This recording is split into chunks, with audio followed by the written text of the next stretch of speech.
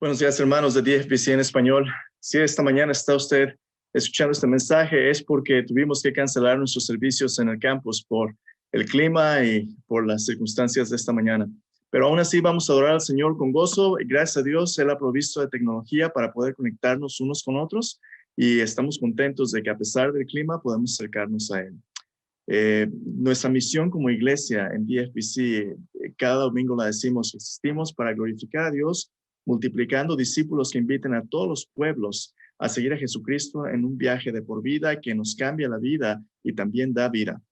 Para poder lograr esa misión no es suficiente decirla, tenemos también que vivirla. Lo que decimos cada semana tiene que ser vivido cada día. Y a veces es difícil vivirlo, a veces es difícil vivirlo porque, por ejemplo, esta mañana salí de la casa y hay hielo en las calles, no puse atención y de repente me resbalé y casi me caí. A veces las situaciones que vivimos son difíciles y encontramos situaciones inesperadas, ya sean las pruebas personales o las circunstancias que vemos allá afuera. Todavía estamos viviendo en una pandemia, todavía hay un montón de noticias sobre la inseguridad social y las políticas, y luego en los medios de comunicación, en social media, vemos tanta toxicidad que a veces es difícil tener una dirección definida. Estaba viendo las noticias del día de ayer y el accidente que hubo aquí en Fort Worth, más de 130 automóviles chocaron y 6 personas murieron en uno de los desastres automovilísticos más grandes en los tiempos recientes. A veces uno trata de vivir con cierta dirección y ir el camino recto, pero cuando aplicamos los frenos, las circunstancias son tan difíciles que a veces no hay dónde pararnos y dónde tener un buen fundamento y parece que vamos en una resbaladilla que no podemos parar. ¿Dónde podemos encontrar como creyentes un fundamento firme para nuestros pies en un mundo que cambia tan drásticamente? Esta mañana quiero compartir con usted, no el mensaje que teníamos planeado, vamos todavía a cerrar la serie de sermones, celebrar la Cena del Señor la próxima semana, vamos a movernos una semana, pero quiero compartir con usted un mensaje que, de hecho, el Señor me dio en su palabra hace un par de semanas, tomando una caminata. Compartí con usted este pasaje que memoricé, el Salmo 11. Estaba yo bastante decepcionado con la política en el mundo y todo lo que está sucediendo, y caminando, esta era la lectura que teníamos en su plan de lectura. Entonces lo leí, me gustó tanto que en la caminata lo memoricé al escucharlo en mi teléfono. Se lo quiero compartir porque este salmo responde perfectamente a la pregunta de dónde encontrar un fundamento y un refugio cuando las cosas de la vida no van bien. Salmo 11 es la respuesta a esa pregunta. Si tiene su Biblia, le voy a invitar a abrirla. Vamos a leerlo juntos allá en casa esta mañana, lo que dice la palabra de Dios. Salmo 11 dice así: al músico principal, Salmo de David. En Jehová he confiado. ¿Cómo decís a mi alma que escape al monte cual ave? Porque he aquí los malos tienden el arco, disponen sus saetas sobre la cuerda para saetear en oculto a los rectos de corazón. Si fueren destruidos los fundamentos, ¿qué ha de hacer el justo? Jehová está en su santo templo. Jehová tiene en el cielo su trono. Sus ojos ven, sus párpados examinan a los hijos de los hombres. Jehová prueba al justo, pero al malo y al que ama la violencia, su alma los aborrece. Sobre los malos hará llover calamidades. Fuego, azufre y viento abrasador será la porción del cáliz de ellos. Porque Jehová es justo y ama la justicia. El hombre recto mirará su rostro. ¿A dónde acude usted para tener estabilidad en su vida? ¿A dónde acude para encontrar refugio en un mundo que cambia tan drásticamente y donde el cambio amenaza nuestra estabilidad? En el Salmo, David, el autor, refleja el corazón de una persona que sabe que vive en un mundo caído con muchas dificultades. David sabía precisamente lo que significaba vivir en un mundo donde había peligros, donde su vida corría muchos riesgos, pero donde él tenía una relación personal con Dios, donde no importaba lo que viniera en su dirección, él sabía que en Dios siempre podría encontrar refugio. Si usted recuerda la historia de David, David se convirtió en el rey de Israel después de Saúl, pero cuando Samuel lo ungió como rey, Saúl todavía era rey. Y Saúl perseguía la vida de David y muchas veces David tenía que huir de Saúl, se escondía en cuevas y tenía como compañeros personas que eran marginados sociales. y que habían encontrado en David un punto de estabilidad, pero David se sentía muchas veces abrumado por las tensiones, porque a veces la diferencia entre la vida y la muerte era simplemente el esconderse en una cueva. Y en las cuevas David había encontrado refugio, pero más importante aún que su refugio físico, David tenía una relación con Dios que le permitía acudir a Dios en cualquier circunstancia difícil que él se encontraba. Aun cuando David y su vida corrían peligro, él sabía que en Dios podría encontrar un fuerte refugio. En ese salmo hay tres cosas que pasan en nuestra vida espiritual que Dios quiere que tengan lugar cuando enfrentamos dificultades. Nunca en la Biblia Dios ha prometido a aquellos que le siguen que no van a enfrentar dificultades. Vamos a enfrentar pruebas, vamos a enfrentar tribulaciones. La gran diferencia entre los seguidores del Dios vivo y el mundo es que aquellos que siguen a Dios, cuando enfrentan las dificultades, Dios quiere utilizarlas para crecer su carácter y transformarlos más y más en la imagen del Dios al que ellos siguen. Y el proceso que Dios sigue cuando enfrentamos las pruebas tiene tres etapas. La primera de ellas, y es inevitable, tiene que ser un proceso de desorientación. A veces cuando las cosas van bien, decimos que confiamos en Dios, pero cuando enfrentamos las pruebas, nuestra fe tiene que ser probada para ver si vamos a seguir confiando en Dios y para poder crecer en una imagen más grande. Pero esta confrontación entre nuestra fe y la realidad quebrada de este mundo nos desorienta. A veces es necesario ser desorientado. Como vamos a ver, versículo 1 al 3 nos hablan de esa desorientación. En los siguientes versículos, la segunda parte del proceso es Dios nos encuentra y revela una imagen más grande de quién Él es en medio de nuestras circunstancias y reorienta nuestra fe para poder ver lo que Él está haciendo y quién Él es de una manera más clara. Desorientación y reorientación.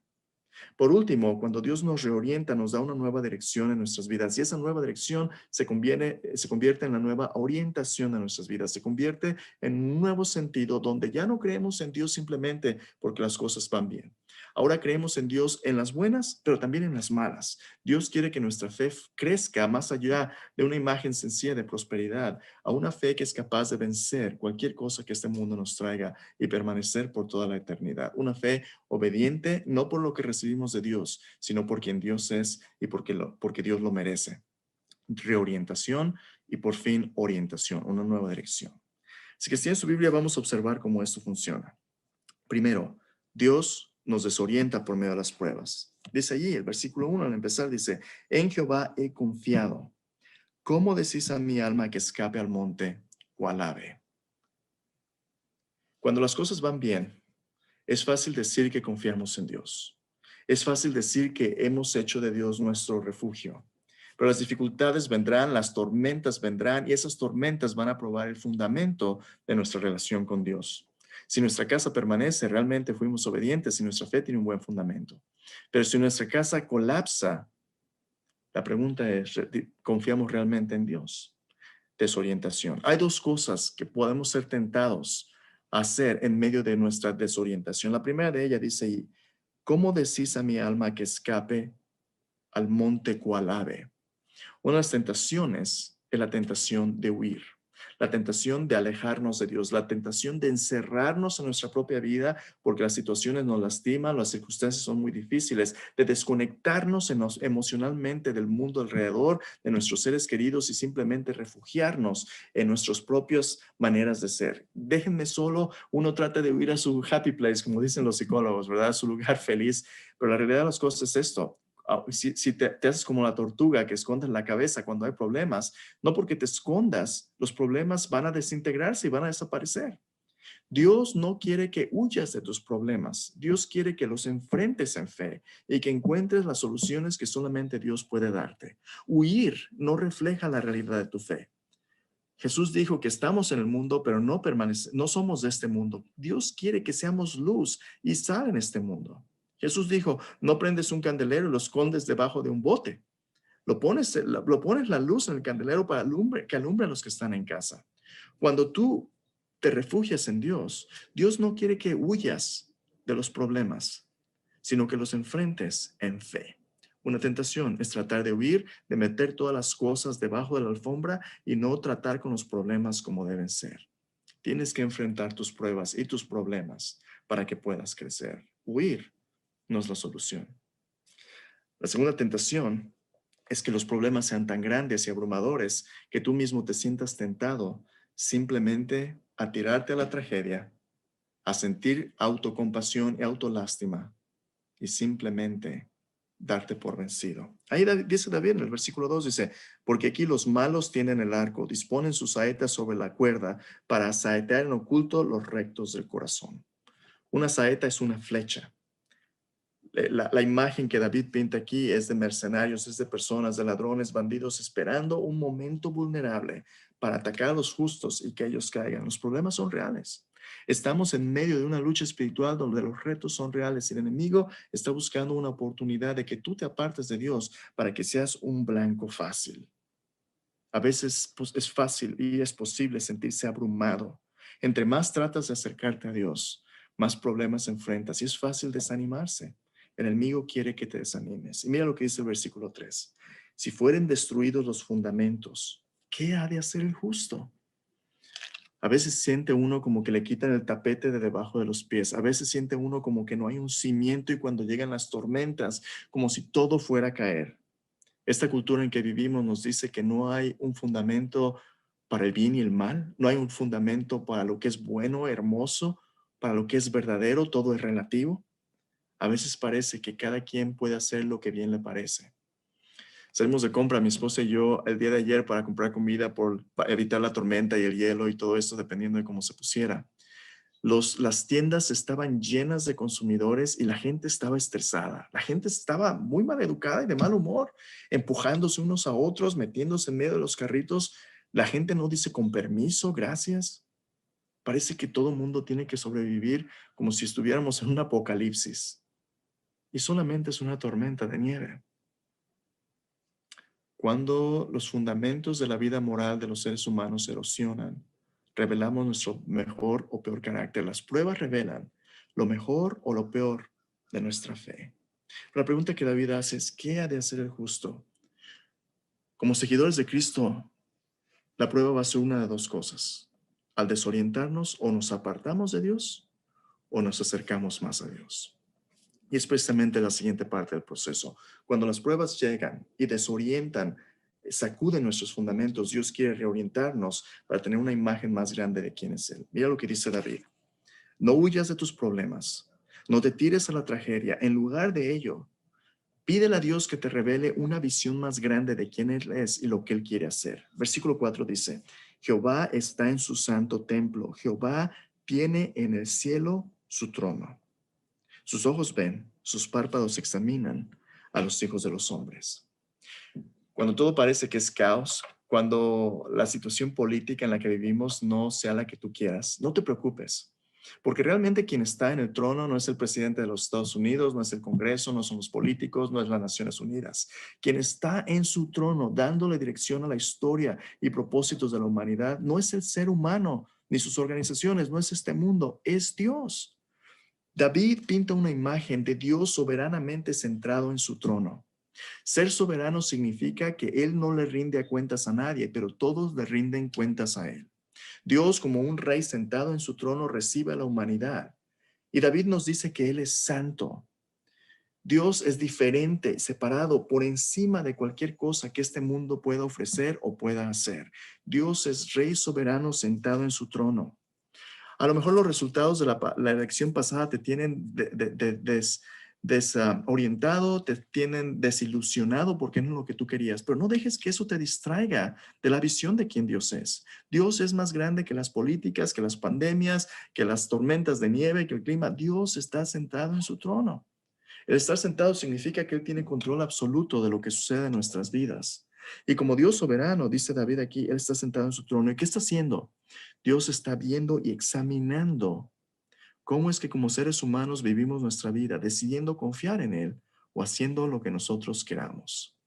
De hecho, la prueba de este mundo caído es simplemente cómo respondemos al gobierno soberano de Dios. ¿Vamos a decidir como seres humanos vivir nuestras vidas alejados de sus propósitos o nos vamos a someter a su dirección? Dice aquí, sus ojos ven, sus párpados examinan a los ojos de los hombres. Y hay dos cosas que este periodo de tiempo en un mundo caído Dios permite y está logrando. Dice, hay dos cosas en las que consiste esta prueba. Primero, Dice, Jehová prueba al justo. Esta vida se trata de escoger entre dos caminos. Se trata de escoger entre el bien que Dios nos ofrece o el mal del pecado. El camino ancho, Jesús nos dice, es el camino del pecado, el camino que lleva a la perdición. Muchos entran por él. Es más fácil vivir una vida inmoral, es más fácil vivir una vida de pecado. El camino angosto que lleva a Dios, el camino a la vida, es estrecho y pocos lo encuentran, porque Dios desde un principio nos va a decir que solamente Él es el camino, la verdad y la vida, y nadie viene a la vida eterna si no es por Él, por Jesús. Esta semana estábamos leyendo en Éxodo cómo Dios sacó a los hijos de Israel de la esclavitud de Egipto. Y al salir de Israel y al seguir los caminos de Dios, lo primero que empiezan a enfrentar es pruebas y dificultades. Pruebas porque no tienen que comer, pruebas porque no tienen agua que beber, pruebas porque el liderazgo que ellos tienen en Moisés no les ha dado un camino fácil, los ha traído por el desierto. Pruebas, pruebas, pruebas. Y en medio de las pruebas, Dios llama a Moisés a subir a la montaña y le da los 10 mandamientos. Y en esos 10 mandamientos Dios da su voluntad. Y mientras Moisés está en ayunas 40 días y 40 noches recibiendo las tablas de la ley, recibiendo el diseño del tabernáculo, la gente allá abajo de la montaña está desesperada porque le está tomando a Moisés mucho tiempo.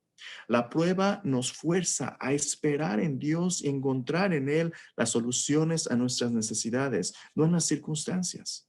La gente está desesperada y se acerca a Aarón, capítulo de Éxodo 20 al 23. Se acerca a Aarón y le dice, ¿no sabemos qué le ha pasado a Moisés, quien nos sacó de Egipto? El pueblo ya se ha olvidado en unos cuantos meses que Moisés no lo sacó de Egipto. Dios, el Dios que se ha manifestado como fuego en la montaña y que llamó a Moisés, es el que lo sacó de Egipto.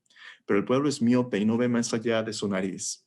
Le dice a Aarón al pueblo, haznos dioses que vayan delante de nosotros. Le dan sus aretes, les dan sus alhajas de oro.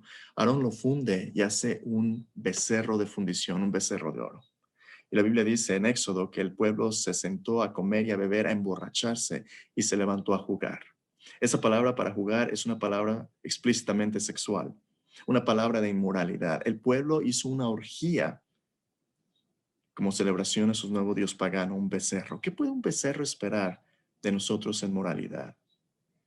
Cuando nos desesperamos y escogemos el camino fácil, el camino de perdición, cambiamos las bendiciones de Dios y hacemos ídolos que nos llevan a la inmoralidad. Dios está examinando nuestros caminos para ver si vamos a escoger depender de Él y esperar en Él y su buena palabra o hacer lo que nosotros queramos siendo idólatras e inmorales. ¿Cuáles son los resultados? Los resultados de este tiempo de prueba son que cuando escogemos hacer el mal, hay una consecuencia, la consecuencia es juicio. Puede ser que el juicio no llegue todavía de este lado de la eternidad, pero al final de cuentas un día todos vamos a rendir cuentas a Dios y el final de aquellos que mueren en sus pecados es muerte, es el infierno. Jesús dice que ahí es donde es el lloro y el crujir de dientes. Versículo 6 dice, sobre los malos hará llover calamidades, fuego, azufre y viento abrasador será la porción del cáliz de ellos. No importa cuánta gloria tengas de este lado del cielo, un día cuando lleguemos a la eternidad, si vives sin Jesús, si vives sin el perdón de tus pecados, lo único que va a haber como la porción de tu copa es azufre, fuego, viento abrasador. Cuando Dios anuncia juicio, juicio es lo último que Dios quiere hacer. Y este momento es un momento donde Dios ha anunciado el juicio de los pecadores. Un día Él va a traer juicio, pero también Dios ha anunciado su gracia. Porque si tú escoges depender de Él, hacer de Él tu refugio, Dios ha prometido rescatarte del camino de perdición y llevarte por el camino que lleva a la vida. Dice aquí, la porción de los perversos es fuego, azufre y viento abrasador. ¿Por qué? Porque Jehová es justo. Dios es justo y no va a permitir el pecado en su presencia, pero aquellos que se refugian en Él, aquellos que en fe vienen a Él, Dios ha prometido algo mejor. Mira lo que dice el último versículo. Jehová es justo y ama la justicia. Dios dice aquí, aborrece al malo y al que ama la violencia. Pero aquellos que buscan la justicia de Dios, aquellos que reconocen su necesidad, Dios les ama. Dice, Jehová es justo y ama la justicia. El hombre recto mirará su rostro. La promesa de Dios para aquellos que le buscan y se refugian en Él es que a pesar de que vivimos en un mundo roto donde los fundamentos de nuestra vida parecen desintegrarse, Él puede ser el cimiento de una vida que perdura a pesar de las pruebas. Dios nos desorienta porque Él quiere reorientar nuestra vida de las circunstancias de este mundo presente a una relación personal con Él, donde nosotros fijamos nuestra vista en Dios, no en nuestras circunstancias. Dios promete que aquellos que le buscan, Dios revela su rostro a ellos. Otra vez en el pasaje de Éxodo, cuando el pueblo se destrampó adorando al becerro de oro, Moisés bajó de la montaña con las tablas de piedra y al ver las situaciones, quebró las tablas como un símbolo del rompimiento del pacto de Dios de su pueblo. Lo único que restaba ahora era juicio sobre el pueblo. Pero en medio del juicio, Moisés intercede por el pueblo de Dios y Dios lo oye. Dios lo invita a venir de nuevo a la montaña y otros 40 días y 40 noches en ayunas y en intercesión. En ese tiempo de intercesión y oración, Dios da los 10 mandamientos de nuevo, restaura las tablas de piedra. Pero Dios hace algo más. Moisés en oración con Dios le dice a Dios, Dios, revélame tu gloria, quiero mirar tu gloria. Y Dios le dice a Moisés, no puedo permitirte que me veas cara a cara porque no me verá hombre en toda mi gloria y vivirá. Pero voy a hacer algo por ti. Te voy a poner en el hueco de la peña y voy a pasar toda mi gloria delante de ti. Voy a proclamar el nombre de Dios, fuerte, misericordioso, piadoso, tarde para la ira, grande en misericordia, que tiene misericordia de todos los que le temen, pero no tendrá por inocente al culpable. Voy a proclamar mi nombre delante de ti. Yo te voy a poner en la peña y voy a cubrirte con mi mano para que no mueras. Y tú vas a poder ver la gloria de mis espaldas, pero no mi rostro. Moisés fue capaz de ver un destello del rostro de Dios, pero no la gloria entera de su persona. ¿Por qué? Porque hasta este punto, Dios siendo santo, no había provisto todavía de una manera de relacionarse con el hombre sin que trajera juicio. El hombre merece morir delante de Dios. No es sino hasta el Nuevo Testamento, cuando viene nuestro Señor Jesucristo, que Dios revela su rostro de gracia. La Biblia dice, la paga del pecado es muerte en Romanos 6:23, pero el regalo de Dios es vida eterna en Cristo Jesús, Señor nuestro. Cuando Dios envió a su Hijo, nuestro Señor Jesucristo, la Biblia dice que Él es la imagen del Dios invisible. Dios envió a Jesús para ser el rostro, no del juicio de Dios, sino de la gracia de Dios, de la vida de Dios. Cuando Jesús murió por nosotros en la cruz, Jesús proveyó la manera de acercarnos a Dios sin ser consumidos. El rostro de Jesús es el rostro de la gloria de Dios, que ahora en lugar de consumirnos, nos transforma por su gracia, por su favor, por su perdón, para poder acercarnos a Dios sin ser consumidos. Pablo dice que miramos a través de Cristo ahora el rostro de Dios y somos transformados de gloria en gloria por el Espíritu de Dios en la imagen misma de Cristo.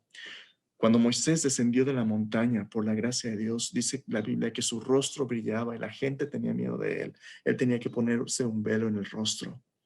Tú y yo ahora por Cristo Jesús ya no tenemos que ponernos un velo porque el rostro de Jesús es el rostro de Dios que nos da vida. Ver a Dios ahora a través de Jesús no significa muerte, sino vida. La promesa de Jesús en las bienaventuranzas es que los limpios de corazón verán a Dios. Dios purifica nuestro corazón por la fe, por el Evangelio, y cuando nos purifica, ahora podemos ver a Dios cara a cara.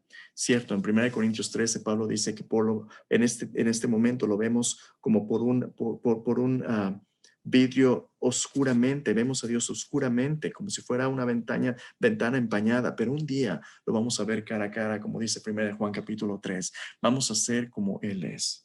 Y esa es la promesa de ese salmo. El hombre recto mirará su rostro.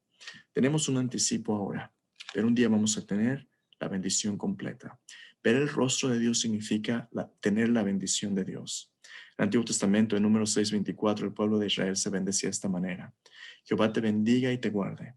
Jehová alce sobre ti su rostro y tenga de ti misericordia. Jehová alce sobre ti su rostro y ponga en ti paz. Shalom, prosperidad, bendición, bienestar. Ver el rostro de Dios por medio de Cristo es recibir la bendición de Dios. Y esa es la nueva orientación que Dios quiere darnos. No pongas tus ojos en las circunstancias de esta vida o en las dificultades. En medio de la prueba, pon tus ojos en Cristo. Él es el autor y consumador de nuestra fe. Por el gozo puesto de él, sufrió la cruz, menospreciando lo propio, se sentó a la diestra de Dios. Enfócate en Dios, no en tus circunstancias. Cuando tú confías en Dios, a pesar de ser desorientado, Dios te va a dar una nueva orientación para que sepas que Él es tu refugio y un día tu galardón. Mantente en casa, trata de estar seguro, pero sobre todo, pídele a Dios que en este tiempo de dificultad te revele una imagen más grande a través de su palabra, la Biblia, a través de Cristo Jesús, de quién es Él y lo que Él quiere hacer a través de ti y en ti. Que Dios te bendiga. Gracias por tomarte el tiempo de adorar juntos. Que pases buen domingo. Oremos. Padre, gracias por este día que nos permitiste acercarnos a ti en tu palabra. Bendice a mis hermanos en casa, Señor, guárdalos seguros. Permítenos ser no de aquellos que idolatramente se apartan de ti en moralidad, sino de aquellos que vienen a tu presencia y reciben una imagen más grande de quién eres tú, de tu gloria. Ayúdanos a ser personas que brillan en esta oscuridad de este mundo con tu gloria, Señor, como luminares en este mundo. Así como Moisés en tu presencia, permítenos reflejar tu gloria en un mundo oscuro. Señor, gracias por ser nuestro refugio. No tenemos que huir de nuestros problemas, no tenemos que estar abrumados por ellos, tenemos que depender de ti y decirle a este mundo que nuestro fundamento eres tú. Gracias, Padre, en el nombre de Jesús.